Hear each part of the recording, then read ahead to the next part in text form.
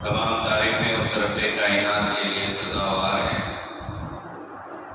جس رب کائنات نے ہم تمام کو ایک مختصر سے زندگی دے کر دنیا میں بھیجا ہے۔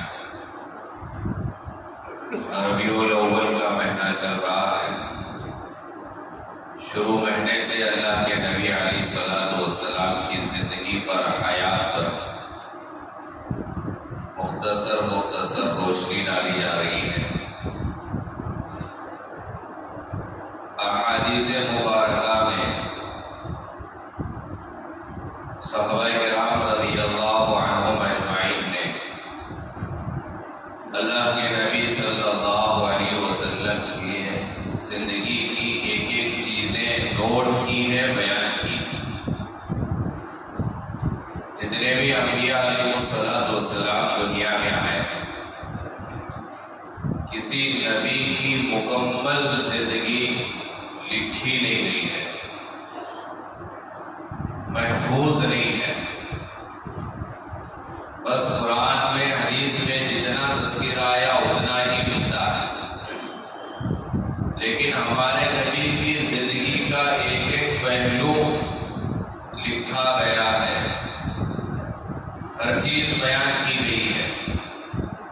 نبی کا بچپن، نبی کی جوانی، نبی کا بڑھاپا، نبی کی ولادت، نبی کے نکاح، نبی کا عقیقہ، نبی کا جنازہ، نبی کی جنازے کی نماز، نبی کا دفن ہونا، ہر چیز محفوظ ہے۔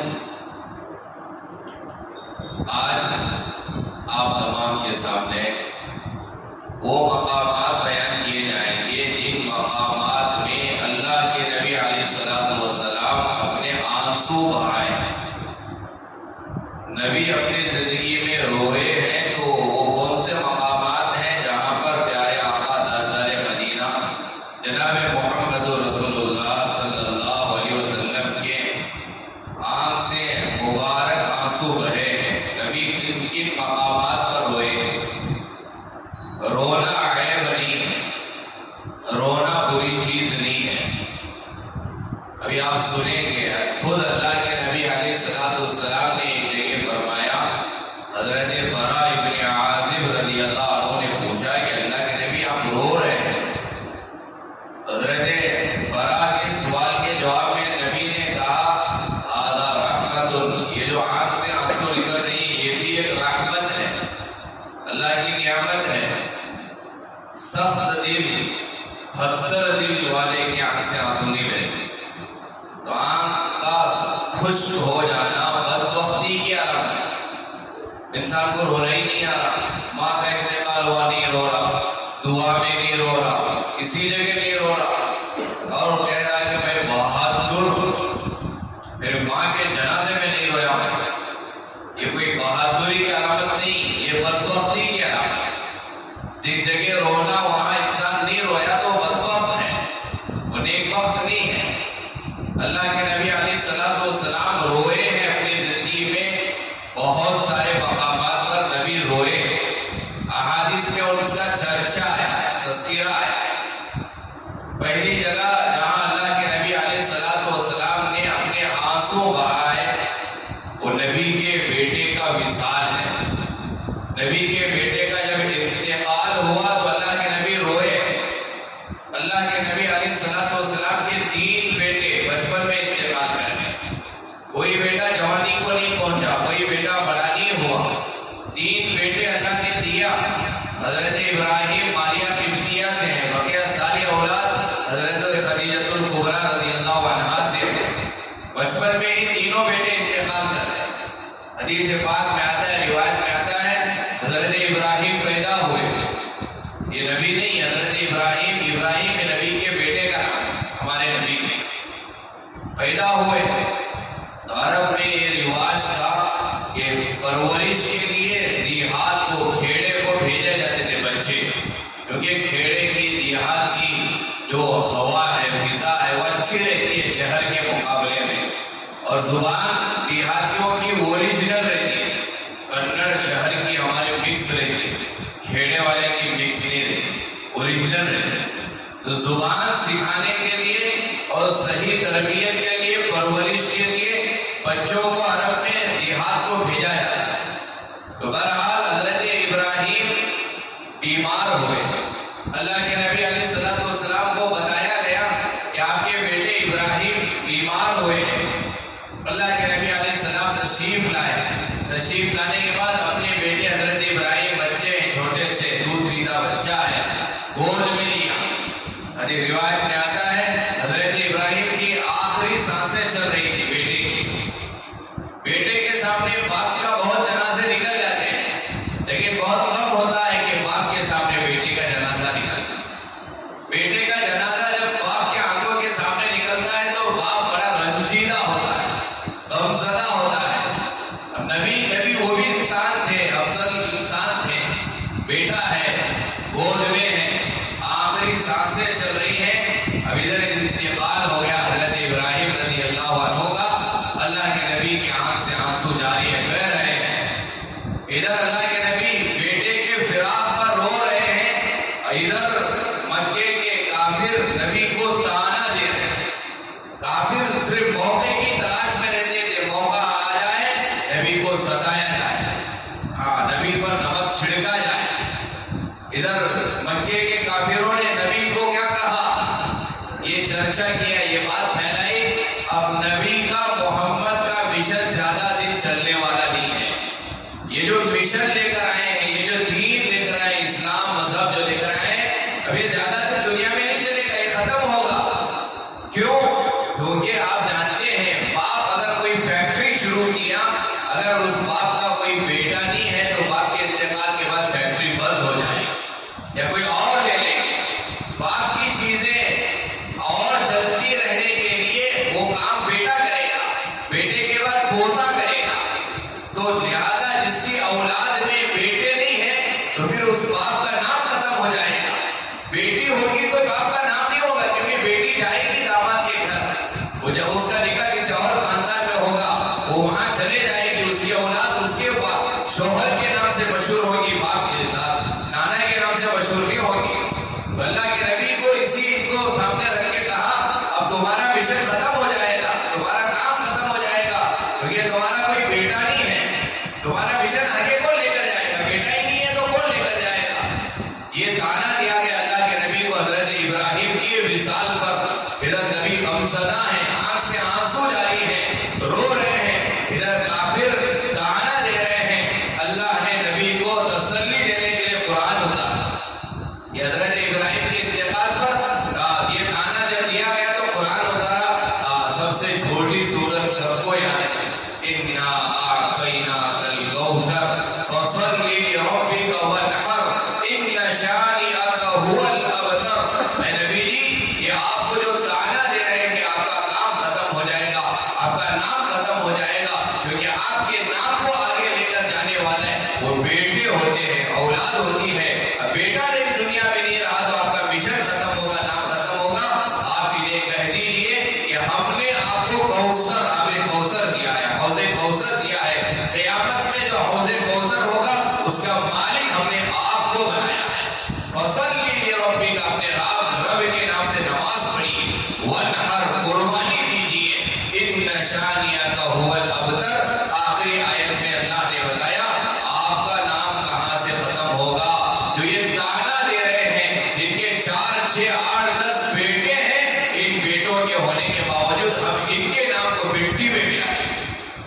1400 سال ہو گئے، نبی کا نام آج بھی زندہ ہے، نبی کے نام پر آج بھی ضرور پڑھا جاتا ہے، لیکن جنہوں نے نبی کو تانا دیا تھا پوری دنیا میں ان کا نام کوئی رکھنا پسند نہیں کرتا۔ کوئی ابو جہل نام رکھنا پسند نہیں کرتا، کوئی ابو لہب نام رکھنا کوئی پسند نہیں کرتا، عقبہ ابن معیط اپنے بچوں کا نام رکھنا کوئی پسند نہیں کرتا۔ تانا دینے والوں کے نام کو اللہ نے مٹی میں ملا دیا، اور جس کا نام ختم ہونے کا دعویٰ کر رہے تھے، اللہ آج بھی باقی رکھتا ہے، قیامت تک باقی رہے گا اور ہمیشہ باقی رہے گا نبی کا نام۔ یہ نبی کی شان ہے۔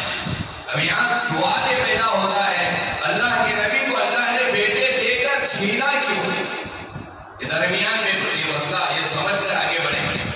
بیٹے کا انتقال کیوں ہوا؟ 3 بیٹے ہوئے نبی کو، تینوں انتقال کر گئے، بچپن میں انتقال کر گئے۔ یہ عیب مانا جاتا ہے، عیب سمجھا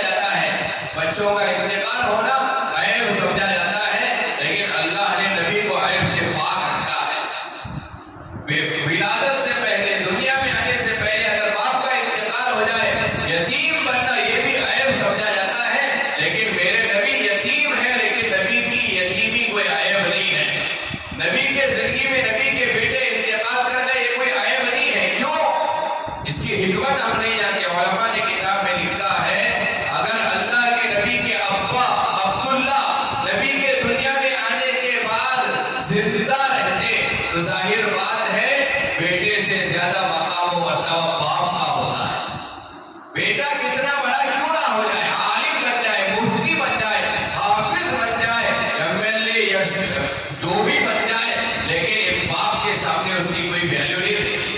باپ باپ ہے، بیٹا کتنا بڑا کیوں نہ ہو جائے باپ کے نزدیک اس کی کوئی حیثیت نہیں ہے. بڑا ہونے کے باوجود وہ باپ کی خدمت کرنا پڑے گا. اللہ تعالیٰ ہمارے نبی کے سامنے باپ کی عزت بڑھ گئی تو نبی کی عزت کم ہوگی. اللہ کو یہ منظور نہیں تھا، اسی لیے نبی کے دنیا میں آنے سے پہلے ہی ابا کو اٹھا لیا، چلے گئے. حضرت عبداللہ زندہ ہی نہیں رہے باپ، یتیم نبی کو جو بنایا گا یہ حکمت ہے. اور دوسری حکمت یہ ہے ہمارے نبی یتیم بن کر جو دنیا میں آئے وہ عیب نہ ہونے کی دوسری دلیل یہ ہے. اب اللہ کے نبی بڑے آگے بڑھے، لوگوں نے کہا امانت دار ہے، امین ہے، سچا ہے، جھوٹ نہیں بولتا، دھوکہ نہیں دیتا، غلط نہیں بولتا، بڑے اچھے اخلاق ہیں. تو لوگ کیا کہتے ہیں؟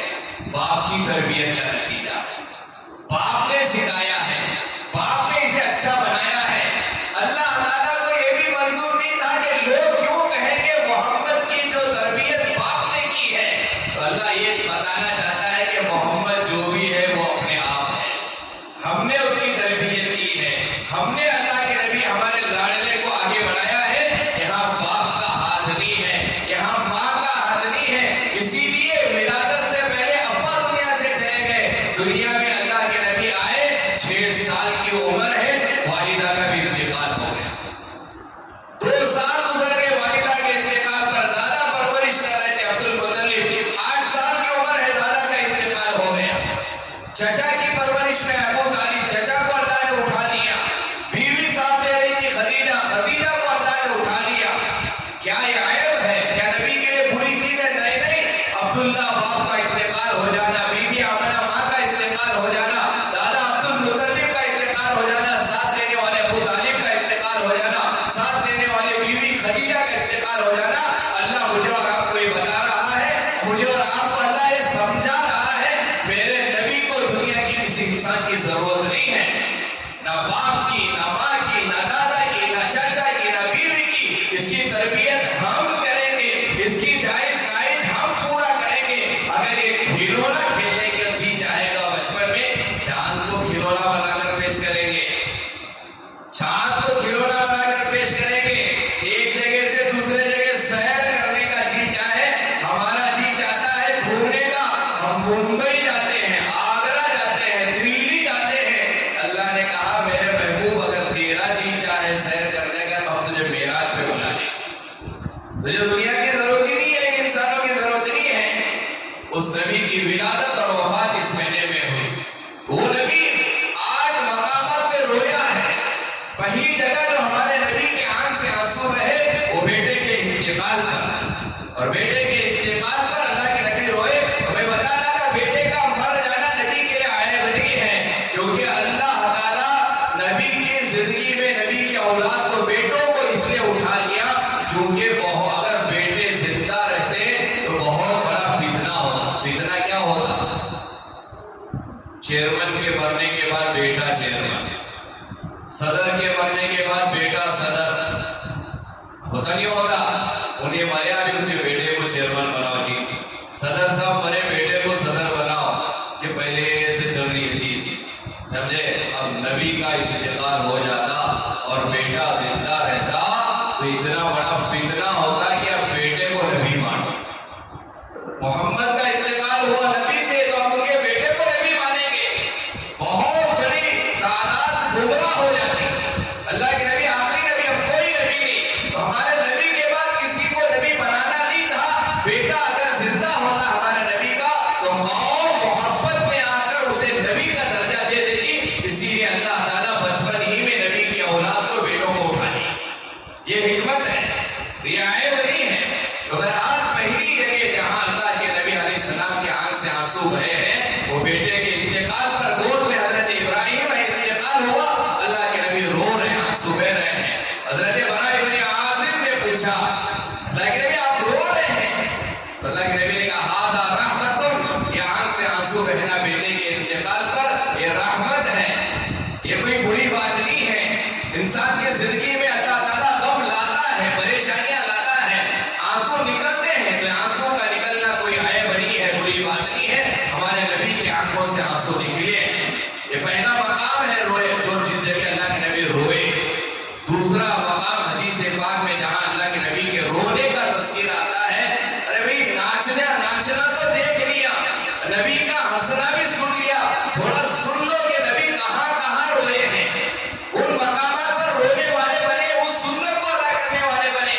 بیٹے کے انتقال پر نبی روئے ہیں. دوسری جگہ حدیث پاک میں آتا ہے, حضرت عائشہ فرماتی ہے رات میں عشاء کی نماز سے فارغ ہوئے, اللہ کے نبی علیہ الصلوۃ والسلام رات میں اللہ کے سامنے اللہ اکبر کہہ کر رکعت باندھا, نماز پڑھتے رہے تہجد کی, اور آنکھ سے آنسو جاری رہے, رو رہے.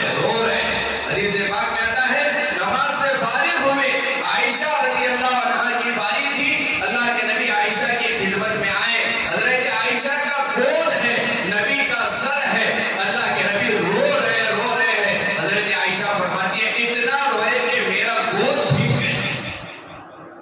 نبی معصوم ہے, ایک گناہ نہیں نبی کا, اتنا رو رہے ہیں. آج ہمارے نام اعمال میں نیکیاں نہیں ہے, گناہ ہی گناہ ہے, آج ہمیں رونا نہیں آتا. تہجد تو دور کی بات ہے, آج ہمیں فجر کی نماز کی توفیق نہیں ملتی, قضا ہو جاتی ہے. تکبیر اولا تو دور کی بات ہے, جماعت نہیں ملتی. وہاں نبی ہے, امام الانبیاء ہے, ہمارا نبی ہے. یہ مہینہ ناچنے کے لیے نہیں آیا, ایک دن خوشی منانے کے لیے نہیں آیا, پوری زندگی نبی کے اعمال زندگی میں لانا ہے. تو دوسرا مقام جہاں نبی روئے وہ رات کی تنہائیوں میں اللہ کے سامنے روئے. حضرت عائشہ فرماتی ہے گود میں سر ہے, رو رہے ہیں, اور پھر گود بھیگ گیا. جس زمین پر رو رہے تھے وہ زمین بھیگ گئی. پوری رات روتے رہے, یہاں تک کہ حضرت بلال آئے اذان دینے کے. حضرت بلال اذان دیے, اذان سے فارغ ہو کر حضرت بلال کی ڈیوٹی تھی, نبی کو نماز کے لیے بلاتے تھے اذان کے بعد. حضرت بلال اذان دے کر آئے حجرے میں, حضرت عائشہ کے نبی کو بلایا نماز کے لیے. تو حضرت بلال نے دیکھا نبی کی آنکھ سے آنسو جاری ہے, رو رہے ہیں. تو حضرت بلال نے کہا, بڑا عجیب جملہ کہا, ما تقدم من ذنبک وما تأخر. قرآن میں اللہ نے کہا ہے آپ کے اللہ نے آگے کے پیچھے کے سارے گناہ معاف کیے ہیں. پہلے تو گناہ ہے ہی نہیں نبی کے, لیکن اللہ نے کہا ہو بھی جاتے تو ہم معاف کر دیے. تم معصوم ہو, کوئی گناہ نہیں, اللہ کے لاڈلے ہو, اللہ کے محبوب ہو, آپ اتنا کیوں رو رہے ہو. اللہ کے نبی نے کہا میں کیوں رو کر اللہ کا شکر گزار بندہ نہ بن جاؤں. یہ رونے کا مقام ہے, یہ سنت ہے. تہجد میں رونا, نماز میں رونا, خلوت میں رونا, تنہائی میں رونا. تنہائی میں اللہ کے سامنے صحابہ, تابعین, اولیاء کرام روتے تھے یاد کر کے اپنے گناہوں کو. آج ہماری تنہائی, خلوت, اکیلے میں جب چلے جاتے ہیں گناہ ہی گناہ. جب سے موبائل کا دور شروع ہوا, اکیلا میں ہوں, موبائل ہے, اللہ معاف فرمائے 90% ہمارا نوجوان گناہوں میں. یہ نبی کی سیرت ہمیں بتا رہی ہے کہ خلوت میں رویا جائے. اور حدیث پاک میں اللہ کے نبی نے کیا کہا, سبعۃ یظلھم اللہ فی ظلہ یوم لا ظل الا ظلہ, الامام العادل, وشاب نشأ فی عبادۃ رجلہ, وشاب نشأ فی عبادۃ ربہ, ورجل قلبہ معلق فی المساجد. اللہ کے نبی علیہ الصلوۃ والسلام نے فرمایا 7 قسم کے لوگ کو اللہ تعالیٰ قیامت کے دن عرش کے سائے کے نیچے کھڑا کرے گا. صرف 7 قسم کے لوگ رہیں گے, کوئی سایہ نہیں ہوگا اللہ کے عرش کے سائے کے علاوہ. وہ 7 میں سے ایک نبی نے بیان کیا, اللہ قیامت کے دن عرش کا سائے میں اسے کھڑا کریں گے جو تنہائی میں کوئی نہیں ہے. میں ہوں, تنہا ہوں, بیڈ روم میں, ہال میں ہو, مسجد میں ہو, گھر میں ہو, کہیں بھی ہوں, اکیلا ہوں, کوئی نہیں ہے. اس وقت میں میرے گناہ مجھے یاد آ گئے اور آنکھ سے آنسو نکلے. اللہ کے نبی فرماتے ہیں تنہائی میں, اکیلے میں اپنے گناہوں کو یاد کر کے اللہ سے ڈر کر ایک آنکھ کا آنسو کا قطرہ بھی نکلا, اللہ قیامت کے دن عرش کا سایہ نصیب فرمائے. یہ رونے کے مقامات ہیں. تو دوسری جگہ جہاں ہمارے نبی روئے ہیں وہ تہجد کی نماز ہے. رات کے اندھیرے میں روئے ہیں, اکیلے میں روئے ہیں, خلوت میں روئے ہیں. آج پورے مساجد تہجد کی نماز پڑھنے والوں سے خالی ہے. پہلے ہوتا تھا, بزرگ آتے تھے, پڑھتے تھے, آج خالی ہیں. پہلے جمعہ کی پہلی اذان کے بعد سے دوسری بیان شروع ہونے سے پہلے مسجد میں آ کر لوگ صلاۃ التسبیح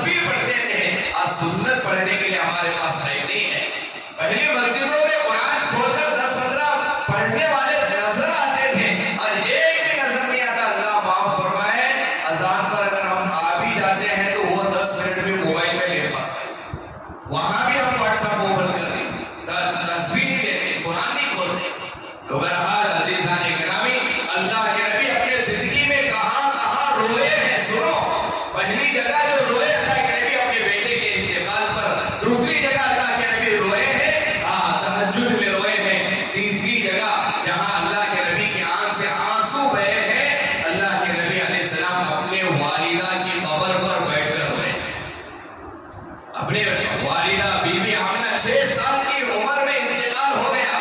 وہ بچپنا تھا، لیکن جب بڑے ہوئے اللہ کے نبی سفر تھا صحابہ کرام کے ساتھ مقام ابوا پر پہنچے جہاں نبی کے والدہ بی بی آمنہ کی قبر ہے. اللہ کے نبی علیہ السلام وہاں آئے، اپنے گھٹنوں کے بل بیٹھے اور بیٹھ کر خوب روئے.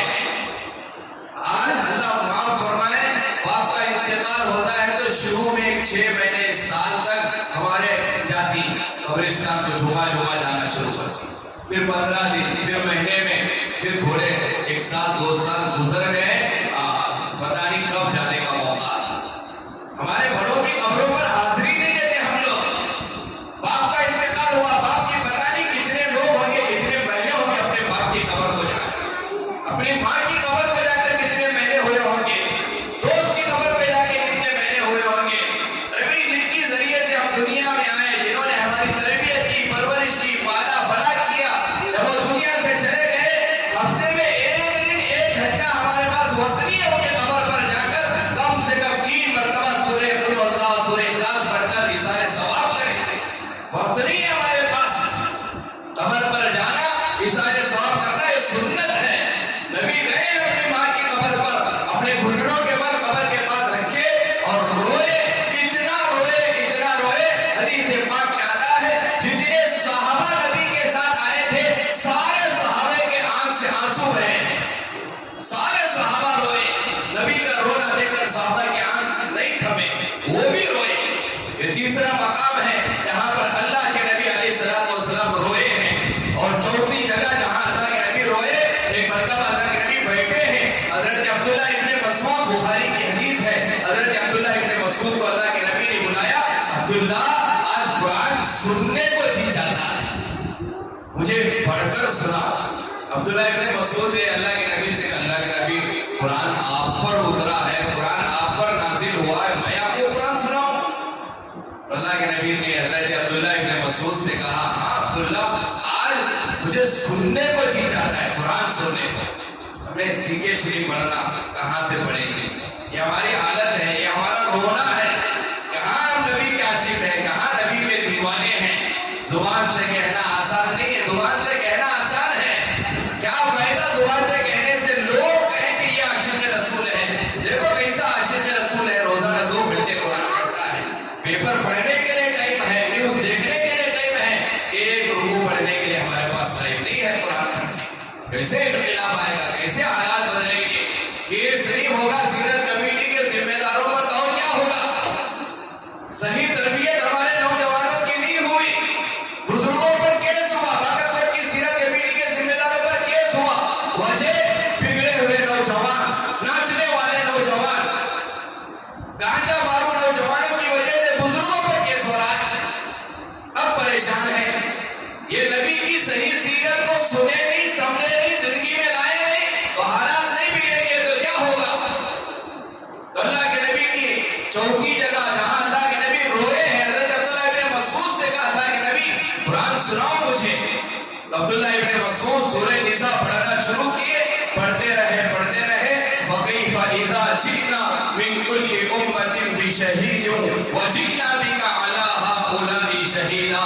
اس آیت پر پہنچے. عبداللہ ابن مسعود کیا دیکھتے ہیں؟ اللہ کے نبی کی آنکھ سے آنسو جاری ہیں، رو رہے ہیں. کیا ترجمہ اس آیت کا؟ اس آیت میں اللہ نبی کو کہہ رہا ہے قیامت کے دن ہر امت میں سے ایک گواہ کو ہم لائیں گے جو گواہی دے گا. فَكَيْفَ إِذَا جِئْنَا مِن كُلِّ أُمَّةٍ بِشَهِيدٍ. ہر امت میں ایک گواہ ہوگا، وہ گواہ اس امت کے تعلق سے گواہی دے گا. یہ اس امت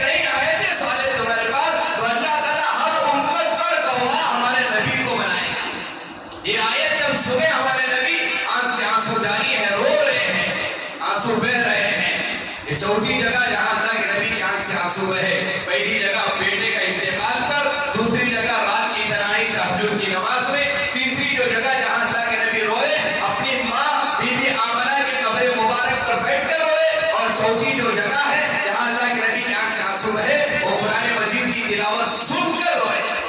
آج کہاں رونا آتا، 10 منٹ کی تراویح میں لیٹ ہوا بولے تو پریشان، گھڑی پر نگاہ، دل ہی نہیں لگتا قرآن سننے، قرآن کھولنے ہمارا دل نہیں بولتا، قرآن سننے دل نہیں بولتا، پڑھنے دل نہیں بولتا۔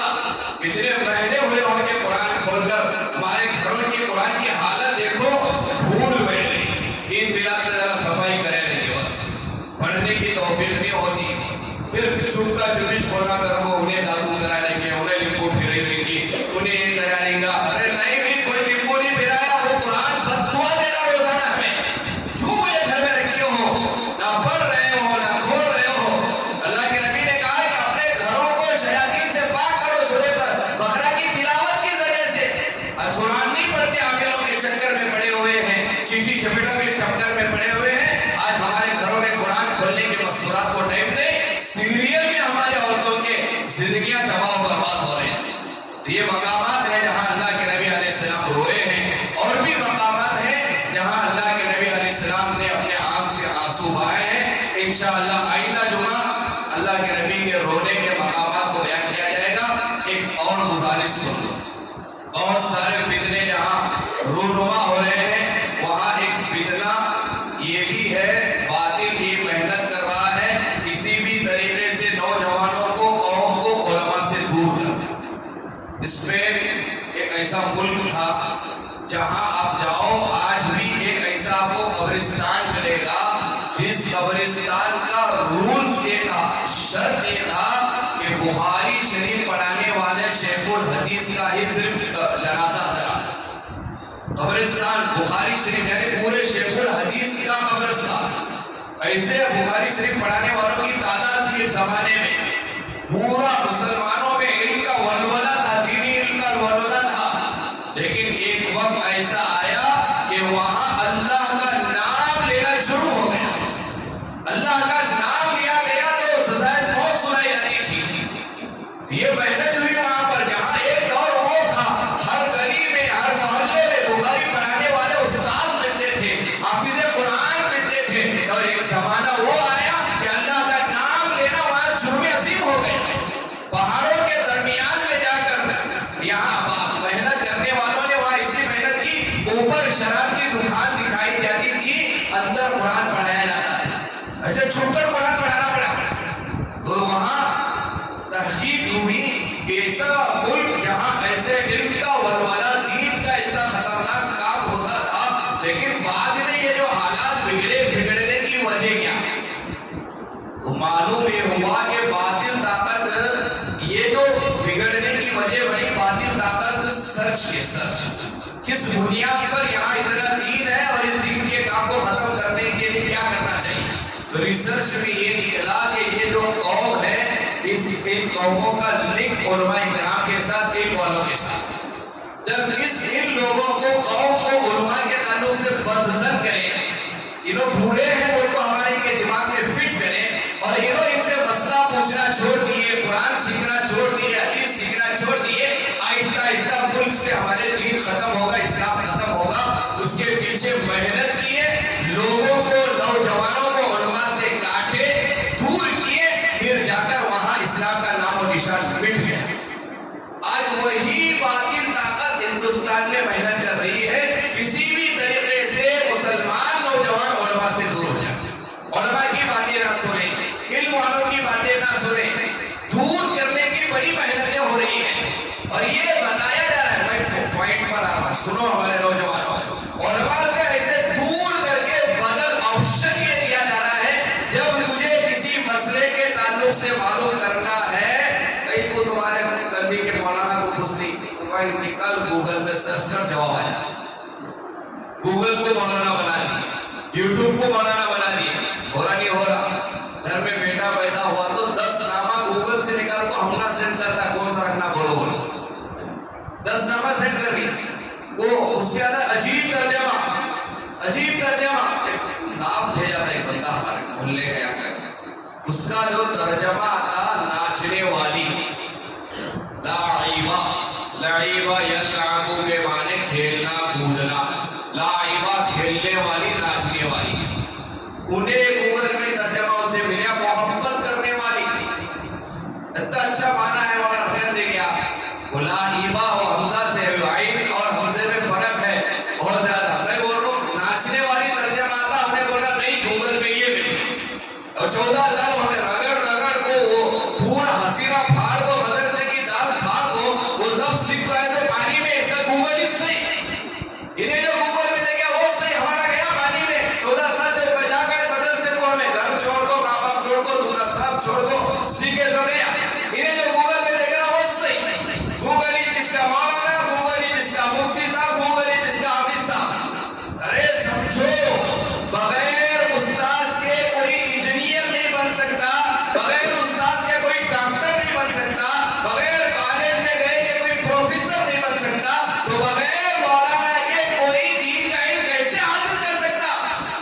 دنیا میں جب تم یہ سمجھ رہے ہو، کوئی کرنا کیا، میں پڑھا میڈیکل کی کتاب پڑھا، کینچی لینا، یہ لینا، یوں پیٹ کاٹنا، یوں اندر سے کھانٹی کاٹنا، بھی یوں سینہ پھڑ لو، آپریشن کر دو، آؤ کوئی جاتا آپریشن کرنے، مر جاتا، قبرستان آباد ہوتا، ایسے ڈاکٹروں سے کوئی نہیں جاتا اس وجہ پر، کیوں؟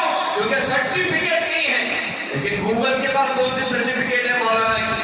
گوگل کون سے مدرسے سے فارغ ہے؟ یوٹیوب کون سے مدرسے سے فارغ ہے؟ فیس بک کون سے مدرسے سے فارغ ہے؟ بھائی آپ کیوں جا رہے ہو؟ کیا علماء مر گئے؟ کیا کوئی جواب نہیں دے رہا آپ کو؟ یا علماء سے دور نہ ہو جاؤ، قریب ہو، آپ کے چھوٹا چھوٹا مسئلہ پوچھو، کچھ ہدیہ نہ دو چلے گا لیکن کم سے کم مسائل تو پوچھو، ایک طرح کی تم نماز زندگی میں پڑھتے ہوئے آ رہے تھے، اب تم نماز میں چینجز لانا چاہ رہی، وہی تم نے بھڑکارا بہکارا، ارے بھائی پہلے آؤ ہمارے پاس، اب تک میں یوں پڑھتا تھا، اب مجھے یوں پڑھنے کے لیے کہا جا رہا، اور درمیان میں بخاری کی یہ حدیث دکھائی جا رہی، یہ حدیث ہونے کے باوجود تمہیں کہیں کو نہیں کر رہے، انہیں کہیں کو کر رہا، پوچھو، جواب نہیں ملا تو بولو، انہیں دکھایا کرتے چار، ایسے بہت دکھا دیا ہمیں، بخاری میں لوگ اللہ کے نبی کتنے شادیاں کرے تھے، ارے بولو کتنے کرے تھے؟ 9 کرے، کہاں ہے؟ بخاری میں، 2 کرنے کی اوقات نہیں ہے، 9 کرتا تو، یہ بھی بخاری میں تھے نا، حدیث صحیح ہے، صحیح حدیث، صحیح کا مطلب یہ نہیں کہ اس صحیح سے جو بھی ہٹ کر ہے غلط نہیں، یہ اصطلاح ہے، یہ اصطلاح ہے، صحیح ہے، حسن لذاتی ہے، حسن لغیری ہے، بہت حدیث کی قسمیں ہیں، بہت ساری چیزیں ہیں، ہر ایک کے پی ایچ ڈی الگ الگ رہتا، جیسے بغیر استاذ کے ڈاکٹر نہیں بن سکتے، لایر نہیں بن سکتے، انجینئر نہیں بن سکتے، تو بغیر عالم دین کے پاس جانے کے آپ کسی حدیث کو سمجھ بھی نہیں سکتے، سمجھے؟ نیب حکیم خطرے جا، آدھے ڈاکٹر کے پاس گئے تو جان کا خطرہ، آدھے علم والے کے پاس گئے تو ایمان کا خطرہ، لطیفہ ہی نہیں، ایک لئے ڈاکٹر رکھتے کہتے گاؤں کے قبرستان کو کب بھی گئے بولے تو رومان کھولنے کو جاتے ہیں، قبرستان میں انٹری ہونے کا ان کا طریقہ ڈاکٹر صاحب کا کیا تھا؟ رومان کھولنے کو قبرستان کو جاتے ہیں، لوگ پوچھے گا کہ گلی میں پھرے تو بھی رومال نہیں اوڑھ لیتے، شاہجہاں میں رومال نہیں اوڑھ لیتے، یہاں مردے تمہیں دیکھنے ملے، یہاں کہیں کو رومال اوڑھ لیتے، تو لوگ بولے کہتے ان قبرستان والوں سے مجھے شرم آتی ہے کیونکہ میری دوائی کھا کر ہی یہ مرے، آدھا ڈاکٹر کے پاس گئے تو انسان کی جان چلی جاتی، آدھے علم والے کے پاس گئے تو ایمان چلے جاتا، یہ علماء سے دور کر رہی، اسی لیے آپ کو نہیں معلوم ہے ہمارے انڈیا میں یہ فتنہ نہیں آیا، پاکستان میں یہ فتنہ ہے، وہاں ایک نیا فرقہ وجود میں آیا، جس فرقے کا نام آپ کو معلوم ہے؟ اہل قرآن، اس فرقے کا نام کتنا اچھا ہے، کیا ہے فرقے کا نام؟ بولو، ارے بولو بھائی کیا ہے؟ اہل قرآن، ان کا کیا عقیدہ؟ ہم صرف قرآن کو مانیں گے، حدیث کو نہیں مانیں گے، نبی کی ایک بات نہیں مانیں گے، یہ ہے سچا، نہیں حدیث نہیں مانیں گے، ان سے پوچھا گیا قرآن کو صرف مانتے بولتے، حدیث کو نہیں مانتے بولتے، کیوں نہیں مانتے نبی کی حدیث کو؟ تو انہوں نے کہا کہ ہم نے نبی کی حدیث اٹھا کر کے دیکھا، نبی کی بات ایک نہیں ہے، الگ الگ ہے، کیا الگ ہے؟ بھی پوچھے ان سے، بولے ایک حدیث ہم نے نبی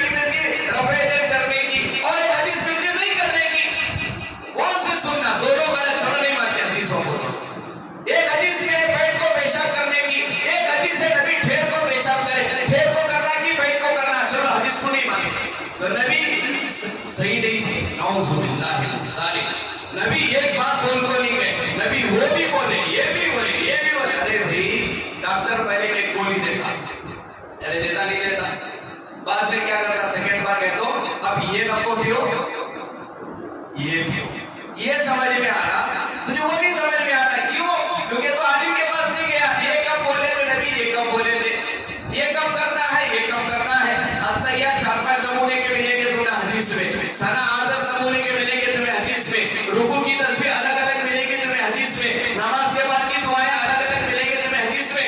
कौन सा किस वक्त में पढ़े थे, क्या मौका था, क्या हालत थी। हदीस में नबी खड़े होकर पेशाब करे, कब करे, जिंदगी भर करे नहीं, उस वक्त में करे जहां पेशाब कर रहे थे वहां गंदगी थी, बैठे तो गंदगी उछलने का शुबा था, ठहर को करे। एक जवाब ये है। दूसरा जवाब ये है कि नबी के यहाँ कमर में दर्द था, बैठ नहीं सकते थे, बीमार थे, इसलिए अल्लाह के नबी खड़े होकर करे। ये हमारी सहूलत के लिए, बीमार खड़े होकर पेशाब कर सकता, बैठने की ताकत नहीं रहा तो ये तालीम देने के लिए नबी करते रहे। नबी 9 निकाह किए, ख्वाहिश के लिए किए नहीं, बेवा से भी निकाह कर सकती, कुंवारी से निकाह कर सकती, औलाद वाली से निकाह कर सकती, बड़ी उम्र वाली से निकाह कर सकती, छोटी उम्र वाली से निकाह कर सकती। ये तालीम कौन देगा? नबी ही तो देगा। इसीलिए अल्लाह के नबी तो नहीं समझते, हर चीज को समझाने के लिए उस्ताद की जरूरत पड़ती। उस्ताद के बगैर अगर किताब समझ में आना होता, अल्लाह नबी को नहीं भेजता, डायरेक्ट कुरान भेजता। कुरान के साथ अल्लाह किसे भी भेजा? नबी को भेजा, क्योंकि कुरान अरब वालों की जुबान अरबी, और कुरान किसमें है? अरबी में है। कुरान अरबी में, अरब वालों की जुबान अरबी में, फिर भी अल्लाह कुरान समझाने के लिए किसे भेजा? अरब वालों को ही कुरान नहीं समझ में आता, इसलिए अल्लाह समझाने के लिए नबी भेजा। हम ना उर्दू नहीं आता और हदीस समझ में आती। हाँ, नमाज के फराइज़ मालूम है अपना सही से, हमें हदीस समझ में आती। उस्ताद के बगैर कोई चीज नहीं। इसलिए नौजवानों से गुजारिश है, दरखास्त है, कोई भी जिंदगी में मसला पेश आए, गूगल पे मत जाओ। इसे आलिम को जिस तरह घर का एक डॉक्टर बनाते हैं, क्या बोलते हैं उसे? फैमिली डॉक्टर, एक फैमिली मौलाना भी बनाओ। फैमिली मौलाना मैं नहीं बोलता मजे बनाओ, किसी भी एक बनाओ भाई, जिस पर आपको भरोसा हो, जिसके इल्म पर आपको भरोसा हो। एक फैमिली डॉक्टर की तरह एक फैमिली मौलाना बना। कोई भी मसला है घर में, बेटे का, बेटी का, कोई भी मसला है, आप एक मौलाना से राब्ते में रहो, उसे मसला पूछो, ये मसला है मौलाना, ये करना चाह रही, वो करना चाह रही। आप राब्ते में रहोगे, दो में से या तो उन्हें सही बोलना है या तो गलत बोले, दो में से तो एक होगा। ठीक है, उन्हें जो बोला आप वो करो। उन्हें अगर गलत बोलिए आप करें, अल्लाह पूछता गलत की गया, उसके ऊपर डालो भाई। यहाँ पर देर मौलाना बोले थे, तुम्हें हट जाके अल्लाह के सामने मौलाना ना अटकती, अटकाओ हमें, ये देखो बोल अटकाओ, बच जाओ अल्लाह के सामने। गूगल पे देखो करे अल्लाह, फटने का पड़ता भाई, समझो तब प्यार से समझा रहा हूं मैं। कहाँ देखो करे ये काम को वहां सर्च किया नहीं भाई, जिंदा है ना भी उलमा, मरने के बाद करो, है ना उलमा जिंदा। क्यों पढ़ी 13-14 साल? आप लोगों के लिए पढ़ी, उम्मत की रहबरी करने के लिए पढ़ी, मसाइल बताने के लिए पढ़कर आकर है। पूछेंगे तो बताएंगे, पूछने नहीं, पूछो, आओ, राब्ता रखो, क्लोज हो जाओ, खुद से कोई फैसला ना लो, आगे बढ़कर चलो। इसी में कामयाबी है, इसी में हिफाजत है। अगर आलिम गलत भी बोलेगा, आप भी पकड़े जाएंगे, गलत बोलने वाला पकड़े जाएगा। लेकिन पहले आप सोचो कौन सही है, कौन गलत है, कौन 500 रुपए देखो मसला बदलता। अगर ऐसा मौलाना मिला तो सोचो, हर जगह सोचे, हॉस्पिटल में डॉक्टर के बारे में भी सोचती नहीं सोचती, इन्हें जरा अच्छा, तो यहाँ भी सोचो भी, दीन है, खिलौना नहीं है। अगर कोई आपको एक चीज आप करते आ रहे, बोल के आपको भटकाना चाह रहा, नहीं वह ऐसा नहीं, ऐसा है, हदीस में बोले तो उसे बोलो तू भी डॉक्टर नहीं, इस नहीं का, मैं भी नहीं डॉक्टर है, डॉक्टर मौलाना है, तू भी चल, मैं भी चल, तू क्या बोलना बोल, मैं क्या बोलना बोल, तू उसका जवाब बोलो, क्या देखती देखिए, तू भी अमल कर, मैं भी अमल कर, इतना भी नहीं ला सकते, इतना करेंगे इंशाअल्लाह। बकिया अल्लाह के नबी के जो रोने के मकामात में आइंदा बयान किए जाएंगे। अल्लाह ताला हम तमाम को सही समझ नसीब फरमाए। आमीन। वाखिर दावाना अल्हम्दुलिल्लाह।